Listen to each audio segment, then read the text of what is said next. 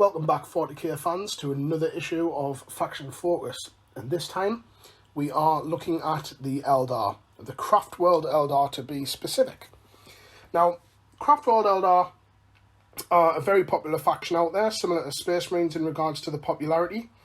They are classed as a Xenos race, they are alien, and they have quite a lot of tools at their dispense. So, first of all, over the collection of Eldar have quite a variety of different models available to them. They've got some of the best looking sculpts out there, especially with some of the new stuff coming out. They've got very nice colour schemes in regards to the Craft World colours. But the thing about Eldar that I personally like for the colour schemes is you can choose your Craft World. So you've got your Guardians, which are your typical units. You can paint them your standard army colour, your chosen army colour. But then you also have what's called your Aspect Warriors, which tend to be like your elite choices, your specialist troopers, which are designated for one particular art of war. So just as an example, you've got your Eldar Banshees, and of course, they are best in combat. Not very good at long range, but they're good in combat. Other stuff you've got the likes of your Fire Dragons, which tend to be good at killing things like your enemy tanks, dreadnoughts, and of course you've got your Dark Reapers, which are like your long-range fire support.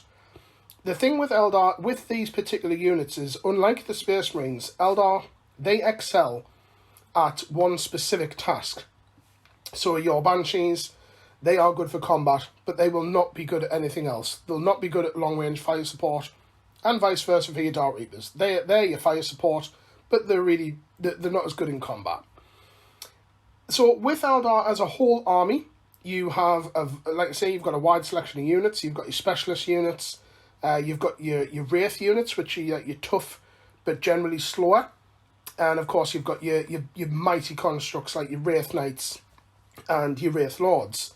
So using this in conjunction with Eldar, what you tend to want to do is you must support each other. You can't just go out all gung-ho with one particular squad. It'll get annihilated. It's best to have supporting units for that. So if you've got your Banshees running up, you want to get them in combat. You want to generally have something else alongside with them, whether it's some Wraith Guard to take the heat, because with them being a tougher unit, or whether, of course, you have them with a tank. So the thing with Eldar is you must support them, as we've said. But the brilliant thing about Eldar is they are one of the fastest they're one of the fastest armies in Warhammer 40,000. Their jet bikes and their tanks are ridiculously fast. So the thing that you tend to see Eldar players doing, and I've done it a few times as well, is you attack from multiple angles. You don't want to go straight in, especially against tougher armies such as, like Death Guard, Space Marines. Going in a full frontal with your entire force, you'll be defeated, because they will just look at you and they'll pull all of the guns, and because of your low toughness, they will just obliterate you. So the best thing with Eldar is you tend to see Eldar players doing like flanking maneuvers, using them specialist troops to get in to where they can deal the best damage. So your Fire Dragons, for example, you'll want to get them close to an enemy tank, an enemy vehicle, blow it up. Your combat troops, you want to get them into combat. You're not going to do that the other way around. And of course, in support, you want to use your tanks to your advantage and get them nice and close. Just to touch on Psychic Powers, obviously Sight is for the Eldar, the Farseers, a very nice HQ choice, and of course they do have a wide variety of Psychic Powers to rely on, so they can buff the army even better, and they have a lot of powers available to your dispense. So with obviously your colour schemes, as we've mentioned, you've got your loads of different colour schemes, especially with the Aspect Warriors. You tend to see a wide variety of your painting skills tested on Eldar. So just to summarise up, because these are designed for obviously a basic video, so with Eldar, they are one of the most popular factions. You've got some gorgeous miniatures out there to choose from, nice variety of colour schemes, but you want to play them more tactfully. You can't just go out and secure the middle ground like you do with Space Marines or Chaos Space Marines as well.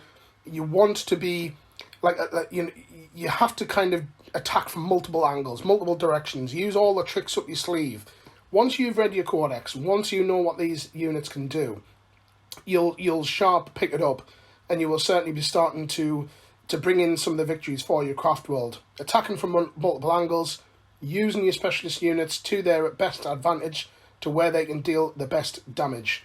And of course, loads of miniatures that are up on screen as well as we've been talking, which will give you an idea of the units available to you.